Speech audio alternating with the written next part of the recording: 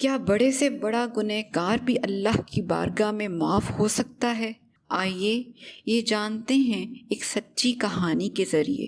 ایک زمانے کا ذکر ہے کہ بنی اسرائیل میں ایک نوجوان رہا کرتا تھا جو اتنا نافرمان تھا کہ بستی والوں نے اسے اپنی بستی سے نکال دیا۔ وہ سب اس سے نفرت کرتے تھے۔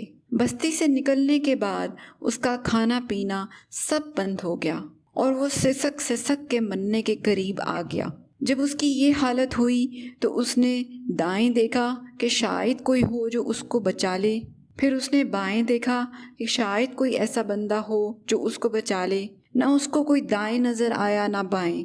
پھر بڑی شرمندگی اور ندامت سے اس نے آسمان کی طرف دیکھا اور کہنے لگا، اے وہ رب جو معاف کرنے سے گھٹتا نہیں اور عذاب دینے سے بڑھتا نہیں، میں نے ساری زندگی تیری نافرمانی کی ہے، مجھے سب نے آج چھوڑ دیا، تو میری بے بسی پر رحم فرما، تو نہ مجھے چھوڑ، کہ تیرے نیک بندوں سے میں نے یہ سنا ہے کہ تو بڑا مہربان ہے۔ اور یہ کہتے کہتے وہ مر گیا۔ اللہ تعالیٰ نے حضرت موسیٰ علیہ السلام کو حکم دیا کہ موسیٰ، میرا ایک دوست جنگل میں مر گیا ہے، اس کے جنازے کا انتظام کرو اور یہ اعلان کروا دو کہ جو اس کے جنازے میں آج شامل ہوگا وہ بھی بخشا جائے گا۔ موسیٰ علیہ السلام نے سب لوگوں میں یہ اعلان کرا دیا۔ جب وہ لوگ بھاگے بھاگے اس کے جنازے میں آئے تو کیا دیکھا کہ یہ تو وہی نافرمان نوجوان ہے۔ انہوں نے حضرت موسیٰ علیہ السلام سے کہا، موسیٰ کیا کہہ رہے ہیں؟ یہ اللہ کا ولی ہے، یہ تو وہی ہے جس کو ہم نے دھکا دے کر بستی سے نکال دیا تھا۔ حضرت موسیٰ علیہ السلام نے اللہ سے کہا، یا اللہ، آپ کچھ اور کہہ رہے ہیں اور آپ کے بندے کچھ اور کہہ رہے ہیں، آخر یہ ماجرا کیا ہے؟